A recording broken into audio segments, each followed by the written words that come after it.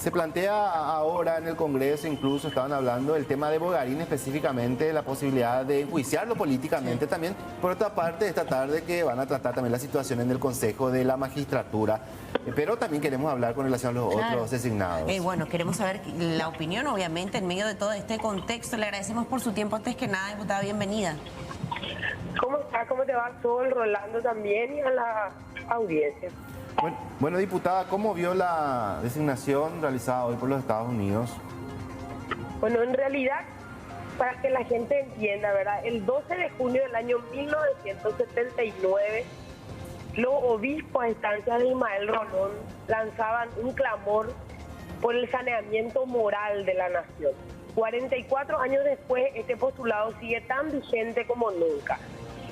Lo de los significativamente corruptos del día de la fecha no es una novedad per se, ¿verdad? Sí es una sanción internacional, pero ustedes saben, como bien lo estuvieron comentando, que en pandemia un grupo de diputados hemos presentado ya una denuncia penal por lesión de confianza, por producción de documentos no auténticos y otra serie, digamos, de actos de corrupción en donde el principal sindicado es justamente el señor Edgar Melgarejo, ¿verdad? Más conocido como Beto Melgarejo. Este señor continúa, o sea que fue destituido y ahora continúa con mucho poder, según lo que nos comentan los funcionarios de la DINAC, ¿verdad? Nunca salió de la claque, nunca salió del entorno y nuevamente la justicia, que justamente está vinculada con los otros dos, digamos, sindicados, es la que protege, la que blinda, la que dilata, la que está, digamos, promoviendo la impunidad en cierto sentido con relación a este sujeto. Y lo que es más grave, ¿verdad?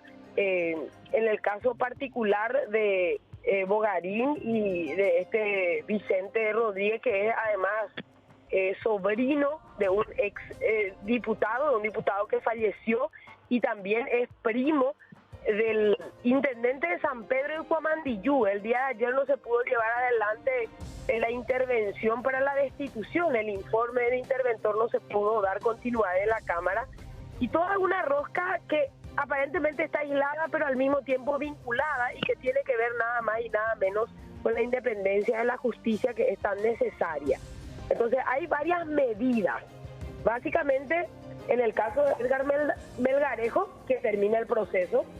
Sí. En el caso de Bogarín se puede articular un juicio político, y en el caso del funcionario judicial es la Corte Suprema de Justicia la que tiene que arbitrar su inhabilitación para ejercer cargos públicos y su denuncia penal.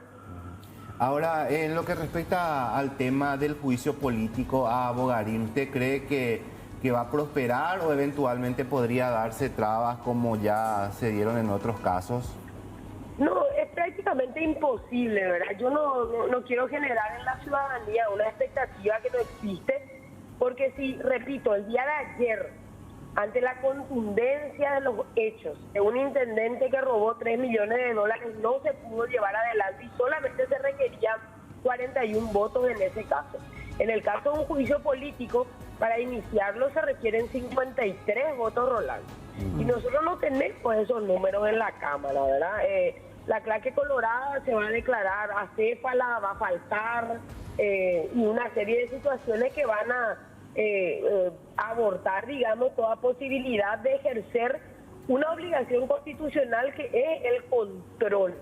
Ese control es muy necesario, es lo que nosotros los diputados tenemos que hacer, activando el mecanismo del juicio político. Ahora, esto hacemos un paralelismo más o menos lo que había pasado en su momento con González Dar y Fernández Lidman, diputada, porque ahora aparece que este funcionario, Vicente Ferreira, imputado por producción de documentos no auténticos por un fiscal, él le denuncia a este fiscal ante el jurado de enjuiciamiento de magistrado, y cuando asume Jorge Bogarín termina destituyendo a este agente fiscal. O sea que se dio en un momento dado con un presidente del jurado de enjuiciamiento y aparentemente este mismo sistema continuó después.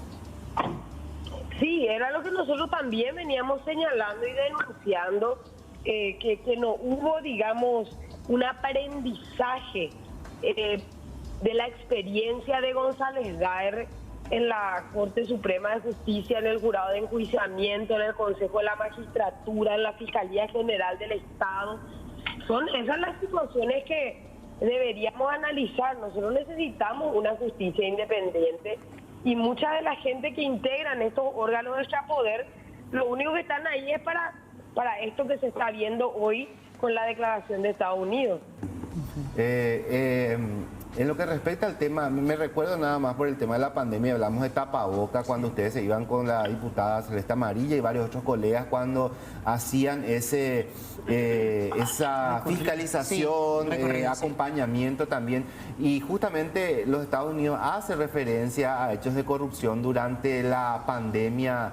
Diputada, y en este caso recién charlábamos con Melgarejo y decía, no sé por qué me designan, siendo que no hubo un daño patrimonial, decía él. Claro que hubo un daño patrimonial y además hubo contrabando. O sea que nosotros, no es que a mí me contaron esto, Rolando, nosotros vimos cómo se traían en los aviones contrabandos de camas de terapia, de respiradores, con el logo del gobierno, para después revender en pandemia, ¿verdad? O sea que eso no es cierto. Acá hubo daños y hubo uso indebido, digamos, de influencia. Yo recuerdo que nosotros intentamos entrar al avión para fiscalizar. La DINAC puso todas las trabas, pero nosotros pudimos ver que no solamente el atavío de los médicos no era de las especificaciones técnicas que tenían que ser según la licitación, sino además de lejos pudimos ver, repito, camas de terapia. Sí, sin lugar a dudas, y también la incidencia que tiene, porque estábamos acompañando el tema de los tapabocas y desde el 2021 a esta parte no se puede avanzar con la audiencia, dilaciones, chicanas, casi como 8 veces se suspendieron las audiencias. Eso también habla un poco del Poder Judicial, de ser muy permisivo.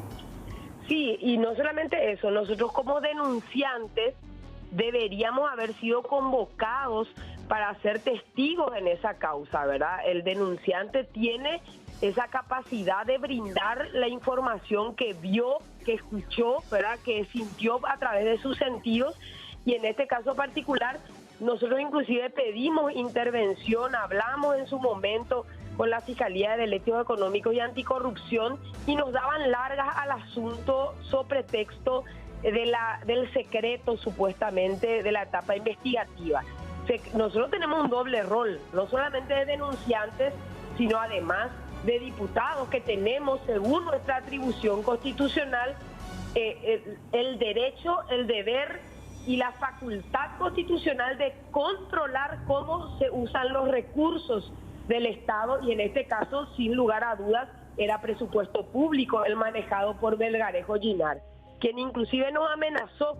A nosotros colegas nos llegaron a tratar de terroristas de Estado por esto, y hoy se comprueba simplemente lo que hace 2 años ya veníamos nosotros señalando. Diputada, nosotros como siempre le agradecemos su tiempo por charlar con nosotros. Sin dudas vamos a estar siguiendo tomando la temperatura, escuchando las repercusiones y los pareceres luego de estas designaciones pertinentes. Así que gracias por charlar con nosotros. Por favor, un abrazo. La diputada Katia González con relación al anuncio hecho hoy por el gobierno de los Estados Unidos. Y esto definitivamente genera mucha reacción esta mañana.